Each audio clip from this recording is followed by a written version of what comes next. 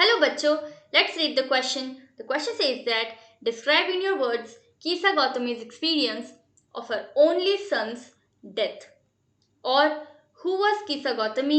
Why did she come to Gautam Buddha? How did the Buddha make her realize the inevitability of death? Or what does the Buddha make Kisa Gautami understand and how? Or who was Kisa Gautami? What lesson does she learn after following the instructions of Gautam Buddha? अपने शब्दों में describe कीजिए कीसा गौतमी का जो अनुभव था अपने इकलौते बेटे की मौत पर जो उसने अनुभव किया उसको डिस्क्राइब करो। या फिर इस क्वेश्चन को हम इस तरह समझ सकते हैं कि कीसा गौतमी कौन थी, वो गौतम बुद्ध के पास क्यों आई थी और गौतम बुद्ध ने उसे मौत की इनएविटेबिलिटी के बारे में क्या रियलाइज करवाया। इनएविटेबिलिटी का मतलब होता है जो चीज होकर रहेगी उसे कोई नहीं रोक सकता। या फिर इस क्वेश्चन को हम इस तरह भी समझ सकते हैं कि बुद्ध ने कीसा गौतमी को क्या समझाया और कैसे, या फिर कीसा गौतमी कौन थी और उन्होंने गौतम बुद्ध के इंस्ट्रक्शंस फॉलो करने के बाद क्या सीखा। Let's understand the key concept. Gautam Buddha teaching Kisa Gautami a lesson. Gautam Buddha Kisa Gautami को एक पाठ पढ़ाते हैं, यानी यहाँ पाठ से मतलब है कि एक सीख देते हैं।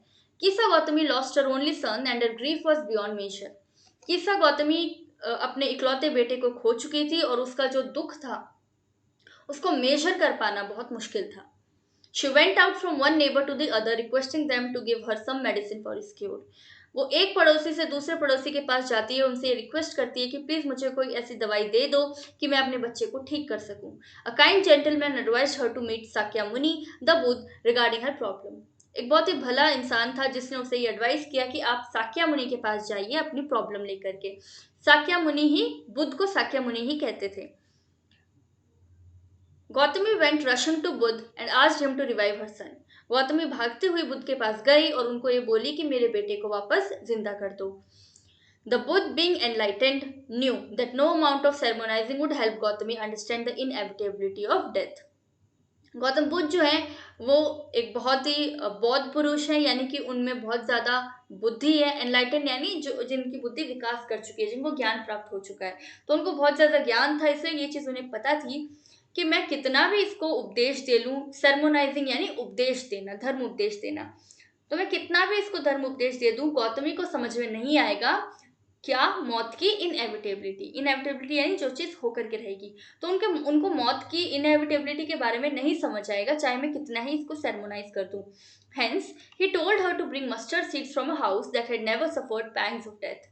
इसलिए वो उसे कहते हैं कि आप सरसों के बीज लेकर के आओ ऐसे घर से जिसने कभी भी मौत का दुख नहीं देखा हो। पैंग्स यानी पेन, दुख। However, all her efforts failed as there was not a single house that had not suffered death of a loved one. हालांकि उसके सारे एफर्ट्स फेल हो गए क्योंकि उसको ऐसा कोई भी घर नहीं मिला जिसने कभी भी अपने करीबी, अपने प्यार करने वाले इंसान को, जिनसे वो प्यार करता है, उसकी मौत उसने ना देखी हो। Though futile, the exercise made Gautami reconcile herself to the death of her only son. She understood that she was being selfish in her grief. Futile का मतलब होता है कोई ऐसी चीज करना जिसका कोई फ्रूटफुल रिजल्ट निकलेगा ही नहीं।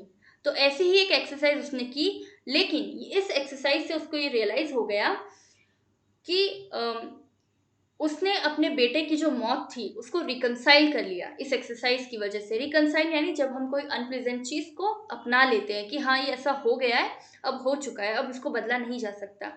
और उसको ये भी समझ में आ गया कि वो अपने दुख में बहुत ही ज्यादा स्वार्थी हो रही थी। Hope you understood the question well. Best of luck. Thank you so much.